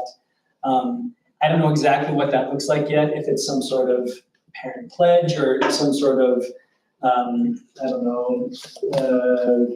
video or something we put out though, that we can say, hey, this coalition met, it's made up of these people who are, credible members of our community, that people would respect kind of their opinions. They came together and we put this out just to help kind of the environment around athletics. And so and the other thing is to help our community have a better kind of perspective on what athletics are for, which is to learn in this environment where the stakes aren't so high, where our students can fail and it's not life or death. And to help people just have that sort of perspective, so we can support our students. I think this will be good for our athletic programs. And I, as a principal, I wasn't prepared that I think for every one call I get about an academic issue, I probably have 10 about athletics. And you're probably experiencing similar things as board members, right? Yeah. That's kind of backwards. And so I would like to help people take care of the problems at the lowest level, with the coach. But this isn't just turning things on parents either. It's helping coaches, because we want coaches involved in this as well, and having coaches be able to handle their programs in a better manner as well. And we think it's important we have community support for these programs. This is one way to do that. So you said parents, coaches, did you say board member? Yes, a couple, I mean, I think if we have more than two of you, we have to have a quorum, at that point. But we welcome board members because we really appreciate your perspective on it. Administrators as well will be involved in that too. And when Johnny started talking about this, I suggested he come and share, just so that if there's other suggestions you have as he's working through this process, that this would be an opportunity to share some of those. But also so you know kind of where he's going, and as you have suggestions along the way, you can reach out as well. I have suggestions. Sorry, you probably knew I would. I appreciate it. I love that idea a lot. I also love the idea of having some kind of procedure, policy, whatever you want to call it, with the coaches as well. So that parents, community knows, okay, this is what we expect from our coaches before the season starts. This is what we expect. This is I know that's where you're going. I want to focus on the coaches as well as the community too, because it is an effort together. I agree. So if we can tie that all in there and. I think it'd be hypocritical if we just said, parents need to do this and this and this without coaches and administrators. There has to be accountability everywhere, so. Yeah, it seems kind of modeled after, go to the college, university level, and you have a booster club, alumni associations that work together when they go to, for example, hire a new coach, or if they have problems with the coach. So there's some overlap, I think, with the modeling there, and it seems like, this is really needed. We've come up with some really cool new clubs in the last few years, or the kind of clubs or committees like the Hall of Fame committee. I just love that. But there's a great interaction, a great group of former coaches, former athletes, and they have great input, and I could see definitely an overlap there that could, probably facilitate or nip a lot of problems in the bud to make your job a lot easier. This isn't just about my job easier, but I do think, I agree. I think this will be beneficial. Well, I think we at some level, at a community level, we take this for granted a little bit because we're a very sports-minded community. We have great teams, we got great coaches, and we get our kids in there, and sometimes pre-fifth grade where they're playing some of the club stuff, and then they just get into the motion, and it's just year after year they just kind of, okay, it's the next step. So I think it's nice to take a pause and reset a little bit to help them understand what the expectations are, to help them remind them the purpose behind sports, which is to get an education of good competition, absolutely winning and destroying anybody we can. And then the whole of it, like the whole of a person, right? Like just not the trophy that matters. It's the person we're producing And then for the just community. making sure that everybody's clear on the process, because there is a process, and there's like coaches are coaches, and there's a process, and let's try not to circumvent it just because we're mad because somebody didn't get first string, Can we put in there they're not there at practice every day? Let's see what the coach, she's not, I'm just kidding. But these parents, well, go ahead. No, Go I ahead, was Cindy. just trying to, you were kind of talking in a way that, were you talking about parents? I'm talking about everybody. Listen, my daughter's a cheerleader, and I got nothing but. Well, and I think the cheerleaders Crazy need to be time. a part of that. Yeah, I know, everybody, yeah, I know. It's I think- all It's just extracurricular. so there's an understanding. I mean, as board members, we get calls, and we get Calls, yeah. emails from parents, and some of them, it makes all the sense in the world, and then other ones you're going, well, why are you really upset? Like, are you upset because Yeah. Junior didn't get on first it's string, hard. or is there really a problem? Well, mainly I've just gotten calls from parents about parents.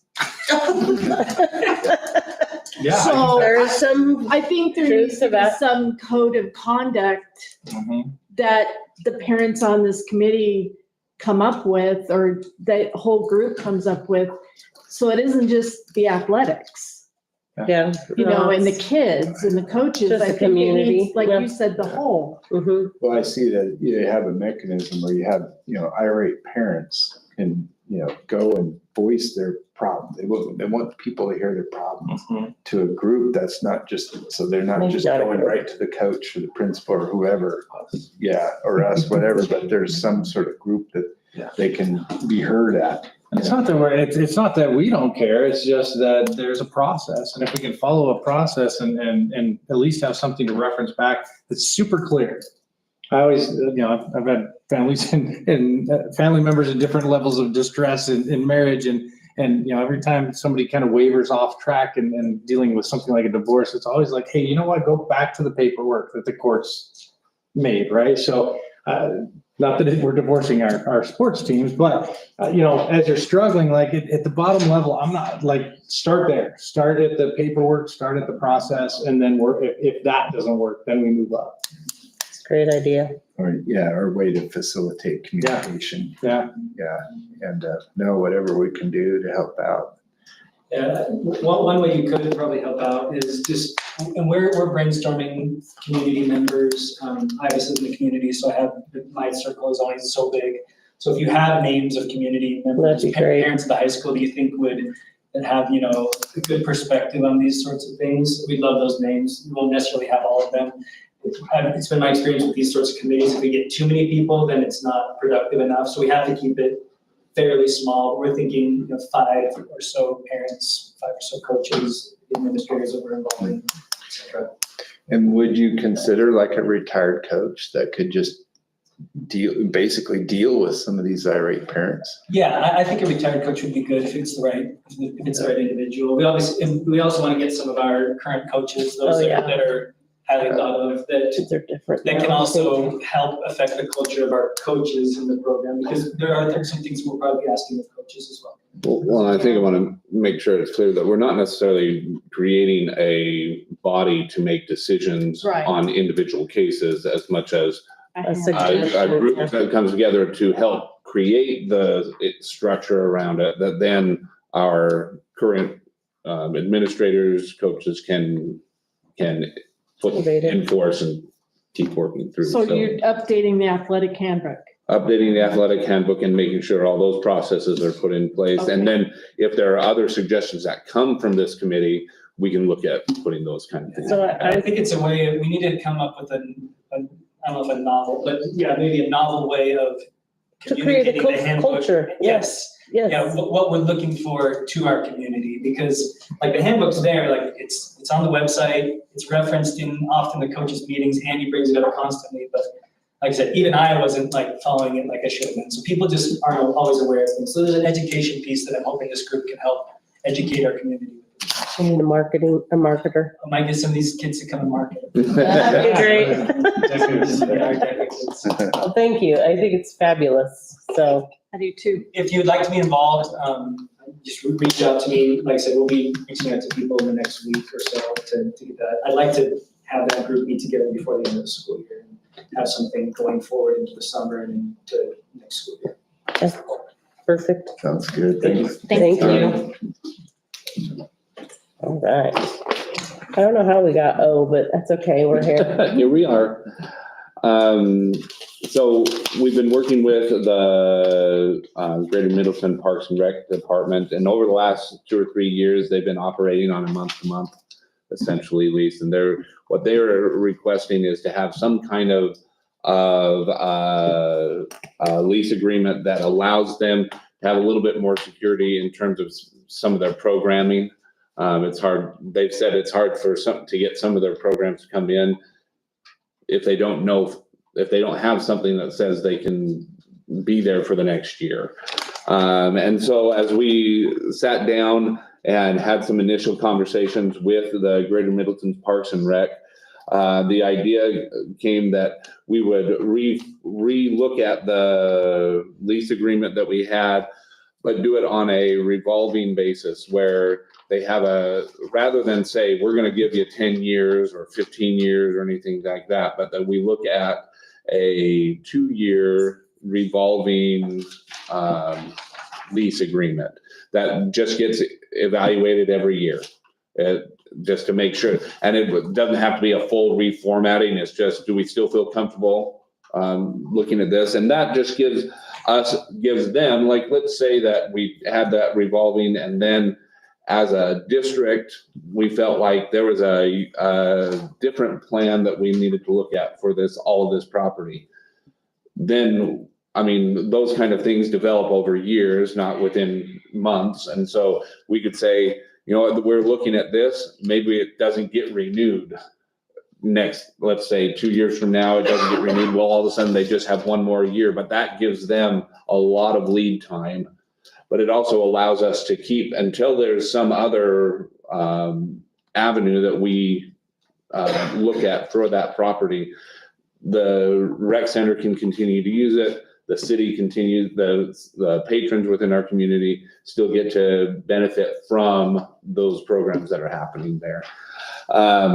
So that was the initial thought, was just having that revolving 2-year contract. The contract that was written that was attached had just a few adjustments that I wanted to, some of these are not necessarily big changes, but what we've looked at is needing to have a conversation with them on these areas that are highlighted in the in yellow, thank you. The payable on the first business day of July, that's just a logistics thing. One of the things we need to have a conversation about is the maintenance and operation related costs. Typically, as we look at this as a landlord situation, any improvements that they're making on the interior, we want them to be responsible for maintaining those improvements on the interior. Exterior, we feel like, because we're still utilizing that building and we're essentially the landlords of that building, if the roofing needs to be fixed, we have been typically having our maintenance staff address those roofing issues. So we just feel like that needs to be laid out if the board feels comfortable with moving forward with that kind of arrangement. The wording in the previous agreement didn't have that laid out that way. And so we wanted to make sure that it was clear that it was anything they do. So for instance, a classroom that we weren't maintaining, if they then go into that classroom and add tables to, and put something on the wall and hook things there, something breaks on that, that's on them we don't go in to fix those things that they've been improved. Same with like the flooring of the gym floor. We're not going to be responsible for fixing the gym flooring. But if there's for instance, we had to fix the fire alarm, because that is, as the building owner, that's our responsibility. So we wanted to make sure that we're clearing that up. Let's see. I'm trying to think if there's other really specific areas besides that annually scheduled board meeting. One thing that didn't get highlighted on number 7, under section C, number 7, either party may terminate this agreement. They would actually, and since I've shared a draft of this with them, they would actually ask that either party may terminate this agreement upon 90 days written notice to the other party. And they recognize that with a 2-year revolving, but still having the ability to terminate the agreement within 90 days, that's still, there's some, I don't want to say conflicting things there, but it still gives us a lot of flexibility as a district. If we found that we need space for kids, something goes wrong with one of our buildings, we run out of space, I'm sorry, rec center, we've got to have room for those kids, because that's, where we're at. So those kind of things would be allowed for within that 90-day window to make those kind of adjustments. So as you've been able to look through that contract, are there other areas you would like us to bring up as we are working with the Greater Middleton Parks and Rec? Their board is going to go over this as well. The goal is to have this in place by July, so that we can make those kind of, so that we can just start with the fiscal year with that new, and then each June we would review that. When you, on number 5 under section C, when you mean maintenance costs to be divided equally, is Just that for parking. for parking? But that's just The because that asphalt? whole, and so like we did a resurfacing. Uh-huh. They paid for the half that the rec center Okay. is on. We paid for the half that is where it goes around our maintenance area. And then number 6, I just defined, maybe we should define communicate regularly. Yes, that's a great point. Thank you.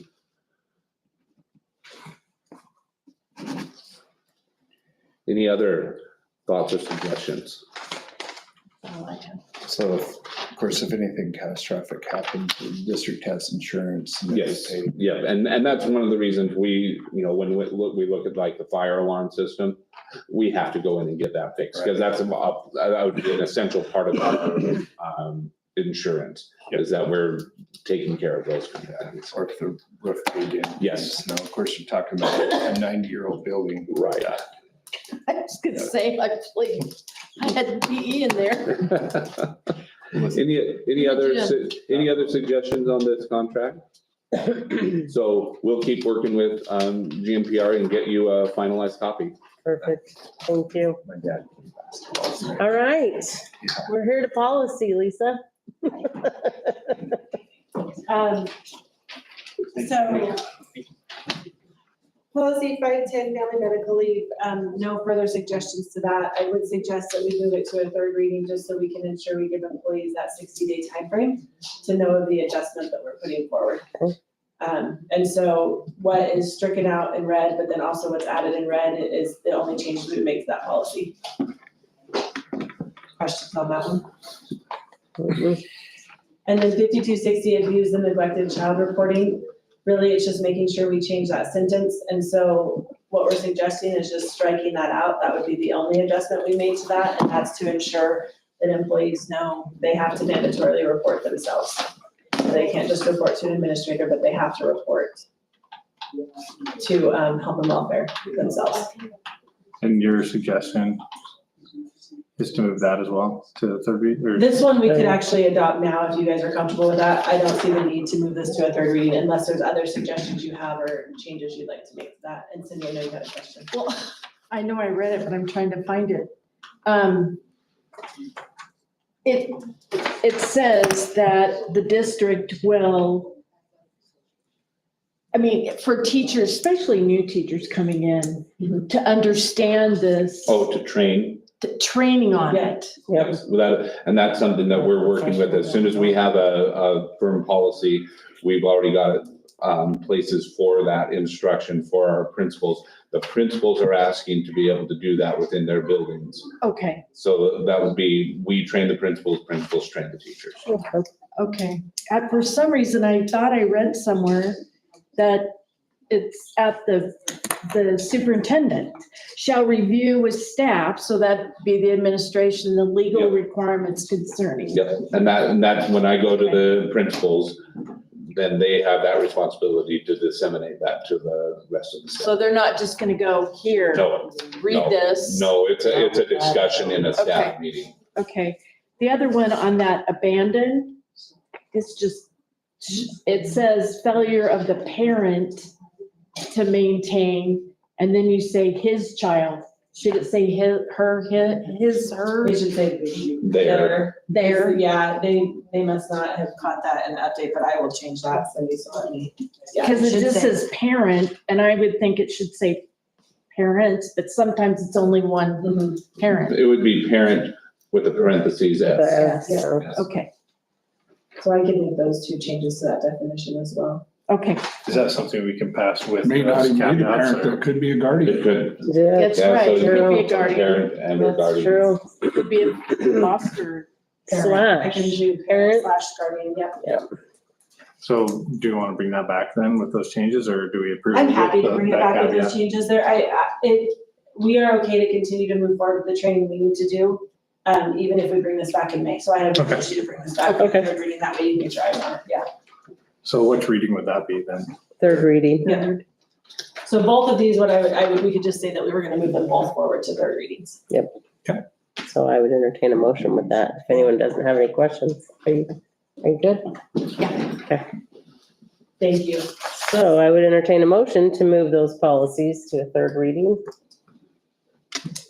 I move that we move to a third reading, policy 5410, family medical leave, and 5260, abused and neglected child reporting. Second. Thank you. All those in favor say aye. Aye. All right. Aye. All right, let's move on to action items. I would entertain a motion to approve or deny the new course proposals. I move that we approve, new course proposals. I'll second that. Thank you. All those in favor say aye. All right. Aye. Aye. Jay. All right, so let's go to B. I would entertain a motion to approve or deny the audit engagement letter renewal. I'll make a motion that we approve the audit engagement letter renewal with Quest. Second. Thank you. All those in favor say aye. Aye. Aye. Aye. I would entertain a motion to approve or deny the fiscal year 2025 budget timeline. I'll move that we approve the fiscal year 2025 budget timeline. Second. Thank you. All those in favor say aye. Aye. Aye. Aye. Aye. I would entertain a motion to approve or deny the surplus items. I move that we approve surplus items with a first offering to the community. To the students. To the To students. Second that. Thank you. All those in favor say aye. Aye. Aye. All right. Aye. I would entertain a motion to approve the DECA National Competition trip to Anaheim, California. I move that we approve the DECA National Competition trip to Anaheim, California. Second. Thank you. All those in favor say aye. Aye. Aye. All right. Aye. I would entertain a motion to approve the track and field trip to Pasco, Kennewick, Washington. I move that we approve the track and field trip to Pasco, Kennewick, Washington. Second. Thank you. All those in favor say aye. Aye. Aye. Aye. All right, let's go to G. I entertain a motion to approve going through voluntary resolution with OCR to meet the complaint. Yep. I make a motion that we approve a voluntary resolution process to go through OCR to resolve the use of rights complaint. Second that. Thank you. All those in favor say aye. Aye. Aye. All right. Aye. You're adjourned. Thanks for coming, you guys. Thank you.